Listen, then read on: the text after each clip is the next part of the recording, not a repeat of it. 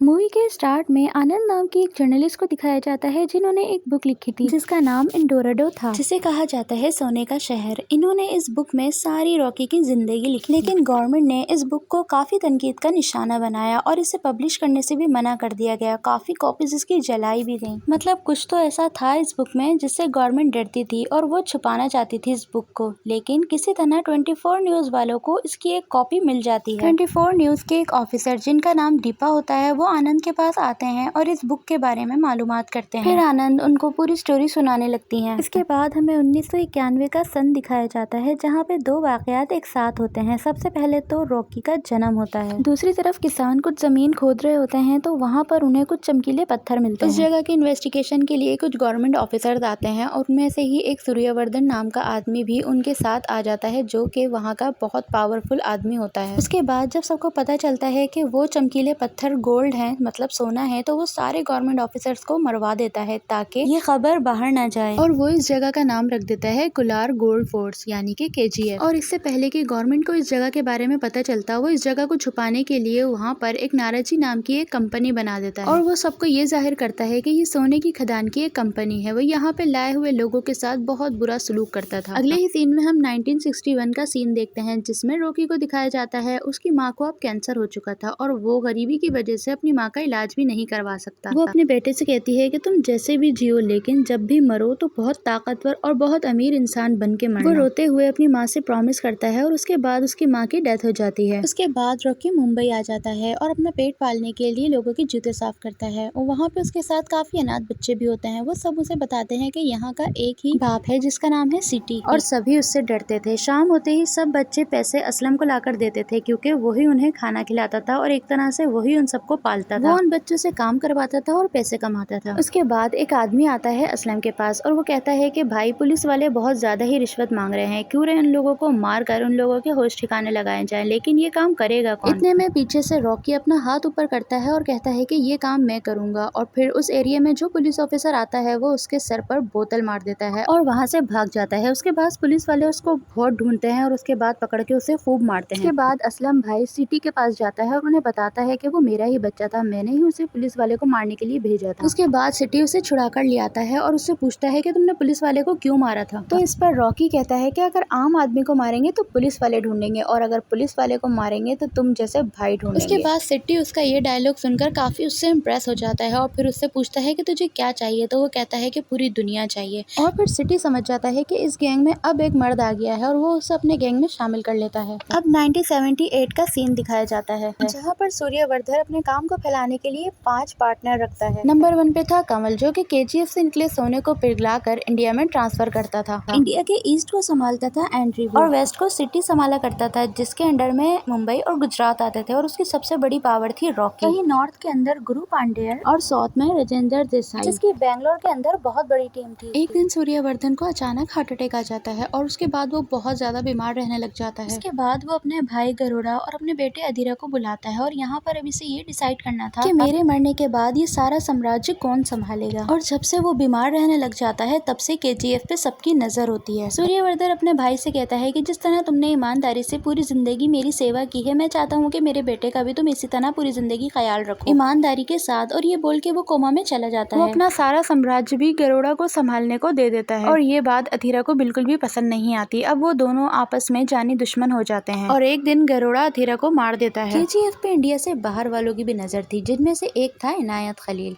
जो कि कराची पे कब्जा करना चाहता था और वो दुबई में होता था। और फिर वो दिलायत से हाथ मिला लेता है जो कि मुंबई का रहने वाला था और सिटी का एजेंट भी था। और फिर इनायत उसे कहता है कि मैं दुबई से अपना गोल्ड बेच रहा हूँ और मैं चाहता हूँ कि तुम मेरा गोल्ड पूरी मार्केट में फैला दो। लेकिन मुंबई तो सिटी का था और सिटी का मेन आदमी था रॉकी और रॉकी के होते हुए किसी और का गोल्ड कैसे बिक सकता था, वो भी मुंबई में। और उसके बाद रॉकी दिलावर के आदमियों को खूब मारता है और मारने के बाद उन सबको दुबई से आने वाली बोट पर छोड़ देता है और कहता है कि जब तक मैं हूँ मुंबई में मेरे अलावा कोई भी धंधा नहीं कर सकता। और ये सब बात जब सिटी के बॉस एंड्रयू को पता चलती है तो वो रॉकी से मिलने मुंबई आ जाता है और वो उससे मिलकर कहता है कि तुम्हें मेरा एक काम करना होगा और इस काम को करने के लिए तुम्हें बैंगलोर आना पड़ेगा और मेरा अगर तुमने ये काम कर दिया तो आधा मुंबई तुम्हारा। और सिटी को भी मुंबई का डॉन बनाने वाला उसका अपना बॉस एंड्रयू ही होता है। इसके साथ ही रॉकी को सब सलाम ठोकते हैं और अब यहाँ पर रॉकी आ जाता है बैंगलोर जहाँ पर उसे एक लड़की मिलती है है जो कि काफी अय्याश होती है और ये बेंगलोर के सबसे बड़े माफिया राजेंद्र देसाई की बेटी होती है और कमल की फियांसी होती है जिसका नाम रीना होता है। रॉकी रीना को देखते ही पसंद करने लग जाता है और उससे फ्लर्ट करने लगता है तो रीना के आदमी उसे रोकते हैं और फिर वो अपने ही अंदाज में उन सबको मार गिराता है। और ये सारी बातें जब कमल को पता चलती हैं तो वो रॉकी को मारने के लिए गुंडे भेजता है, लेकिन रॉकी उन सबको भी मार गिराता है और उन सबको चकमा देकर वो रीना का ही ड्राइवर बनके उसके साथ चले जाता है। रीना को रॉकी पे काफी गुस्सा आ रहा होता है। फिर कुछ आगे जाने के बाद रॉकी को एक औरत नजर आती है और वो रोड क्रॉस कर रही होती है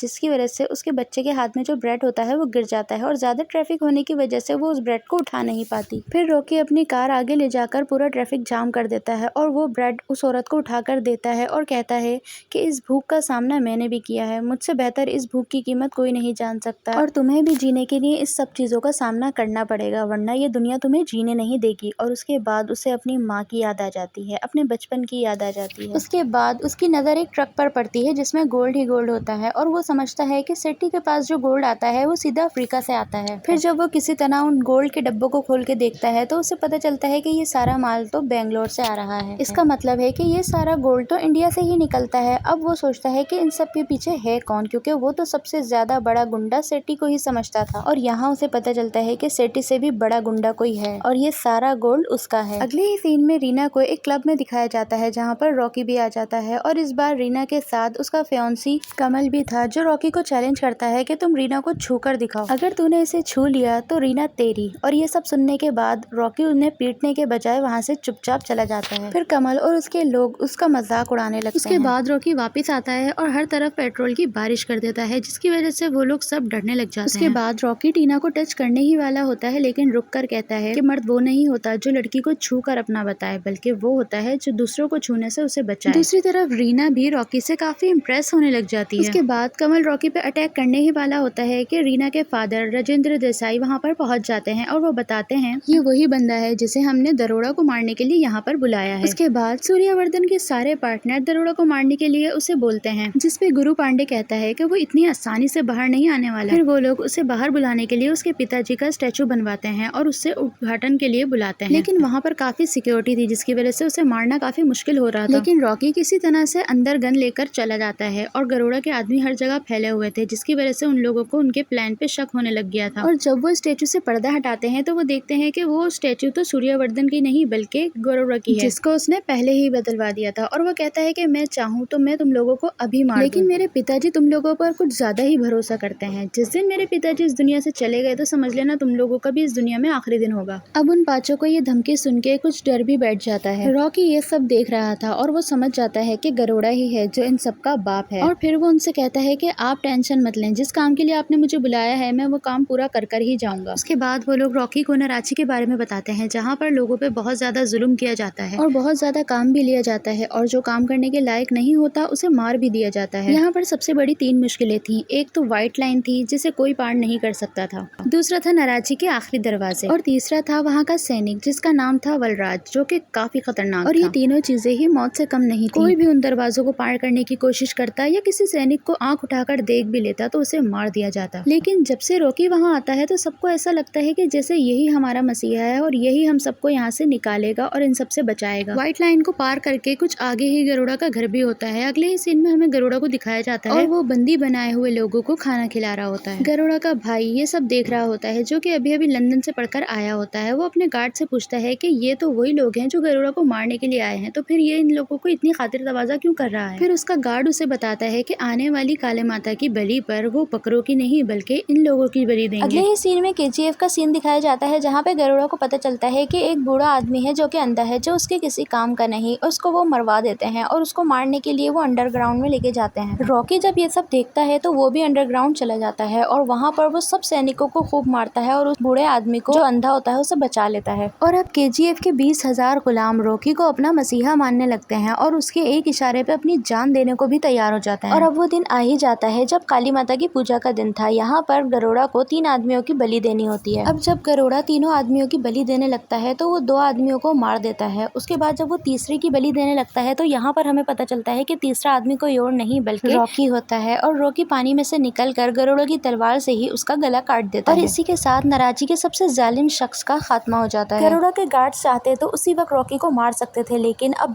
1000 गुलाम रॉकी के साथ थे और वो चंद गार्ड्स रॉकी का अब कुछ नहीं बिगाड़ सकते थे। और यहाँ पर अब पूरा नाराजी और KGF रॉकी का हो जाता है और इसी के साथ मूवी एंड हो जाती है।